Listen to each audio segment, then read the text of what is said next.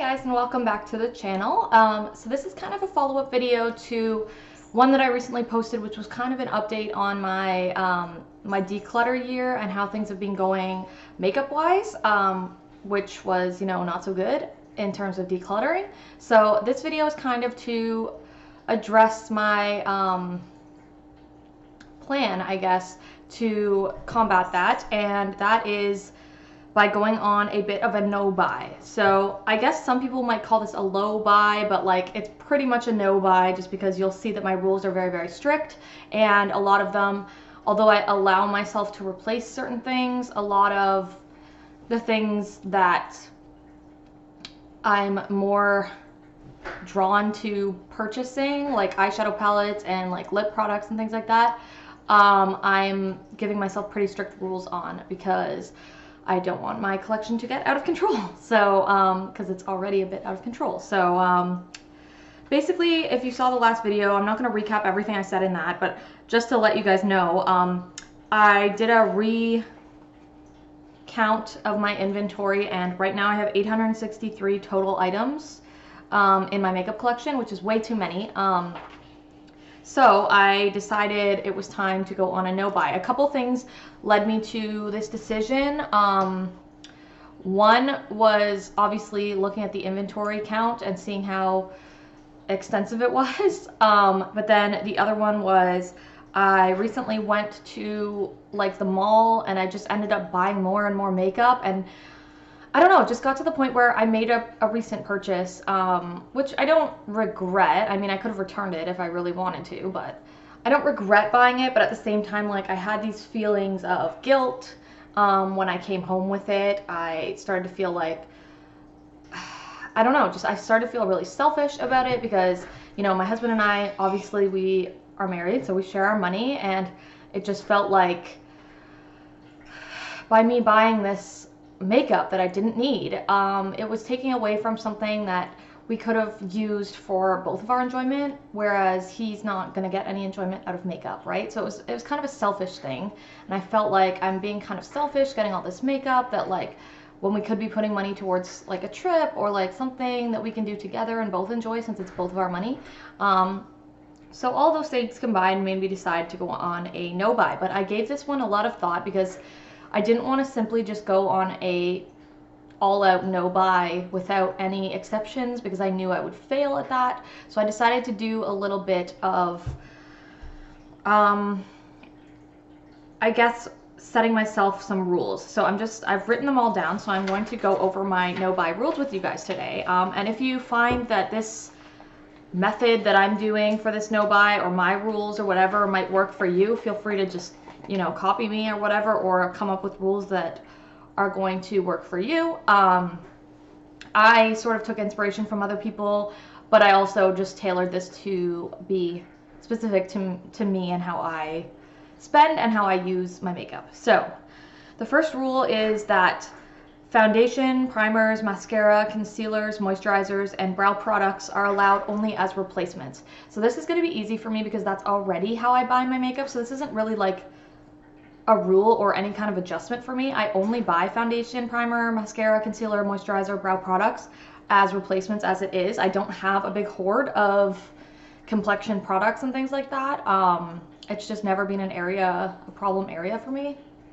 So that's just basically listed there so that you guys know what I'm doing, but for me it's just kind of carrying on with the norm in that specific category.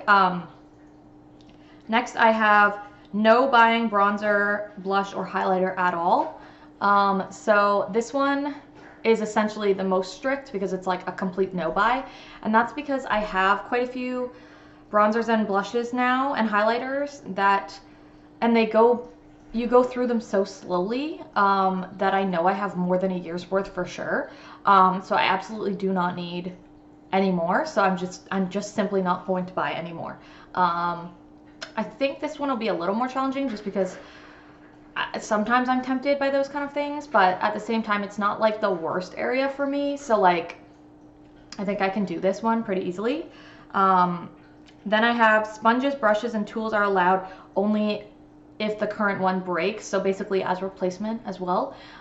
So like, you know, over time sponges kind of rip, or a brush, like the top of a brush might fall off or something like that. And in that circumstance only is when I'm allowing myself to buy a replacement. And yeah, that's it for that one. That, again, that'll be kind of easy for me because that's already kind of my method for purchasing tools. I mean, I have lately gotten a couple more brushes that I didn't necessarily need, but it's made me realize how low quality my old brushes were. So that's kind of why I was doing that. So I think I have enough now though that I don't need to buy any more until they break, or unless they break. So that's the next one. Then I have the ones that are a little more tricky. So eyeliners. I like sometimes using fun eyeliners. They're not the worst area for me, but I do like to get a little creative with eyeliners sometimes. So I have, like, in recent times purchased a couple of fun, like, glittery eyeliners and things like that. And my eyeliner count is getting pretty high. Like, I have 21 eyeliners, which is tons for me. So I've decided eyeliners can be bought at a 3-to-1 ratio, meaning I have to completely use up 3 in order to buy 1 new one. So 3 out, 1 in, basically, is my rule for eyeliners. This should be a little bit challenging because going through 3 eyeliners is a lot. Some of them are, like, I'm including all types of eyeliners in this, so liquid, like kohl eyeliners, pencil eyeliners, like any kind of eyeliner basically counts.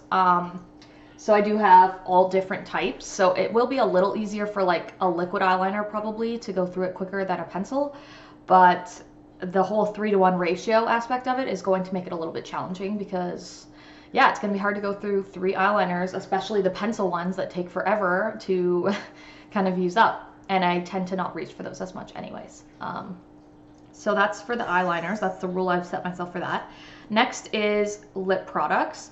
Lip products is, again, a little bit of a challenge area for me because I do like to buy cute lipsticks when I see them. They're like second to eyeshadow. They're like probably my most loved like product to like purchase and get excited about and feel creative with and things like that. So I have given myself a rule for the lip products, which is they can be bought at a 2-to-1 ratio. So similar to the eyeliner rule, except I'm allowing myself to buy a lip product every time I get rid of 2.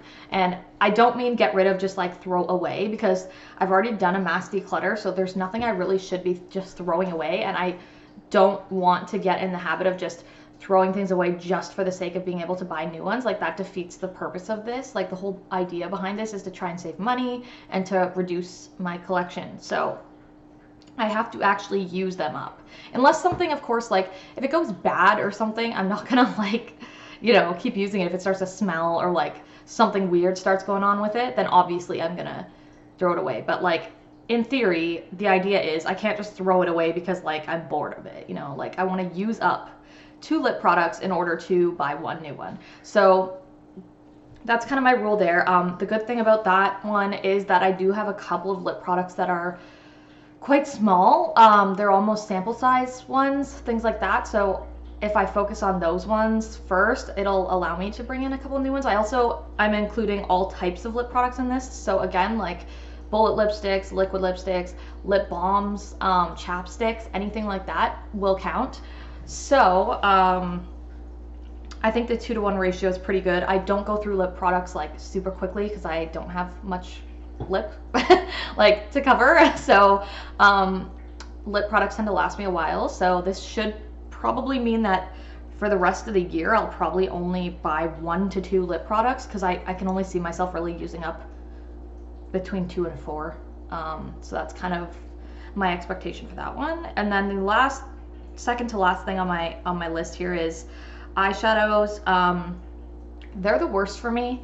I buy eyeshadow like the most out of all the things I buy, just unnecessarily, because it's so fun and I see so many palettes that I love, and I just struggle with that one the most. So for that one, I decided to do the same as the lips, so 2-to-1 ratio. So eyeshadows can be bought at a 2-to-1 ratio of pans. So this one gets a little complicated because sometimes eyeshadows are singles, sometimes they're in a palette. So that's why I decided to go by the number of pans. So essentially, 2 completely empty pans, completely empty, not just hitting pan, but like completely using up an entire pan of eyeshadow. If I do that for 2 eyeshadows, I can buy 1 single.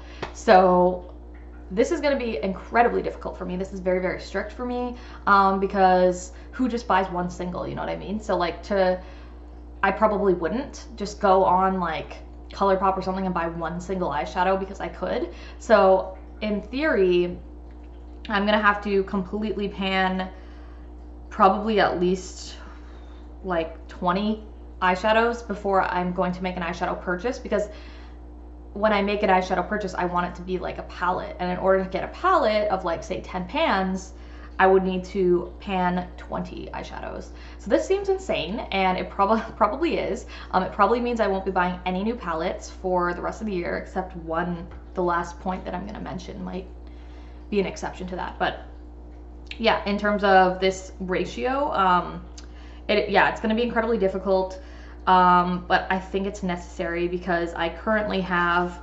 703 eyeshadow pans in my collection, like counting every pan and every palette or all my singles. I have 703, so that's insane, and I think this 2-to-1 ratio is a good idea, because then eventually over time that should be cut in half, because I'm only replacing 1 for every 2 out, so it should cut that down quite significantly. So that one's gonna be the hardest for me.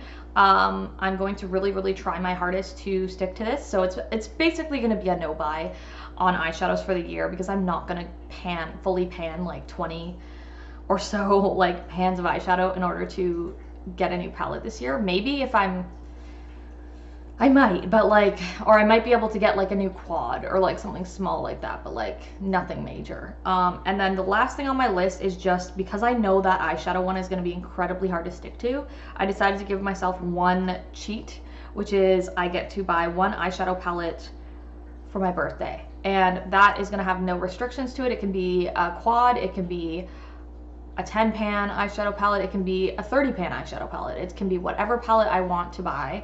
For my birthday, I'm allowing myself to do that, because I think if I don't give myself 1 cheat day or 1 cheat purchase on a palette, I'm just gonna do it anyway and then feel like, oh, I broke my rules, so I might as well give up on the whole thing, and it's just gonna be like a downward spiral. So I'm giving myself that 1 exception, which I think is okay. My birthday's in June, so I have a few months before it comes, but it's in a good time of the year where it's not too close to Christmas, so it's not like I'm getting a whole bunch of new stuff at once and then I'm gonna get bored of it all at once, and like it's kind of spaced out, so that's kind of nice.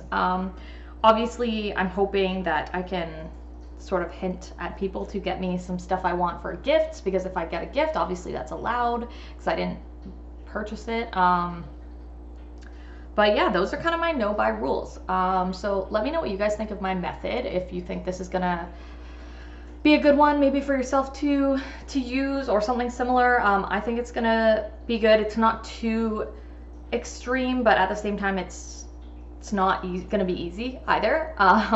So I think it's a perfect balance between, like, I think a no buy for me personally is just gonna be way too unrealistic. And like I said, like when I give myself too many rules, like a full-blown no buy or something, as soon as I break it, I start to feel like, oh, well, I'm a failure, like I failed, so might as well give up on the whole thing. And then I go and like buy like 20 things. So I think making it too hard for me is actually going to be worse than just not making any rules at all, because I start to feel defeated, and then I start to think like, well, fuck it. And you know what I mean? Like I just have that mentality of like, if I failed, then there's no point in even trying anymore. So in order to mitigate that, I've tried to allow myself a couple of things here and there. I'm trying to give myself more of a reasonable replacement ratio type system. And of course, I'm allowing myself to replace like foundations if I have to, because you can't really just not have a foundation, you know, like certain staple things. Like I said, I'm letting myself do that. So I guess you would call this maybe a low buy. I call it a no buy, because for me it basically feels like it's a no buy because it's going to be so limited. But yeah, so that is that. I am a little nervous about doing this just because I feel like it's going to hinder my growth on YouTube, because I'm not going to have a bunch of new stuff to share with you guys, and I know that's what people like to view. But at the same time, like, I'm not a YouTuber by profession. I don't even make money on YouTube. I'm not even monetized. So to kind of use that as an excuse is really dumb, because it'd be different if this is how I made my money. Then I'd be like, okay, well, it's an investment, you know, I'm gonna make money back from the views or something, but I'm not. So it just really feels like that's just me making excuses to buy more stuff, and I'm not gonna let myself do that. So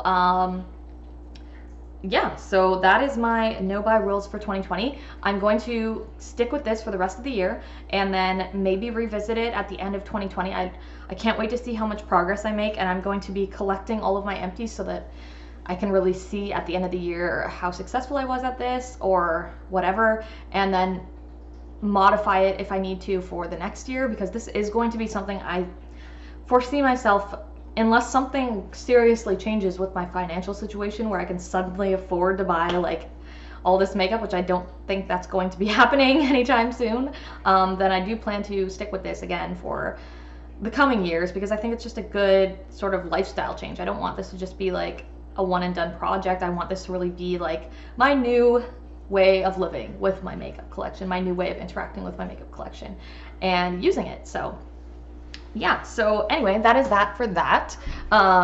If you guys like this video, give it a like. Subscribe to the channel if you'd like to see kind of you know, beauty related content. I do like some getting ready with me videos occasionally. Sometimes I just do videos where I'm just chatting about life. I do panning projects and, you know, things like that. If I do buy new things, I show them to you guys, but that just obviously isn't going to happen very often anymore. So yeah, that is about it. I will see you guys in the next video, which will be tomorrow because I do post every single day. So I will catch you guys then. All right, thanks for watching, guys. Bye.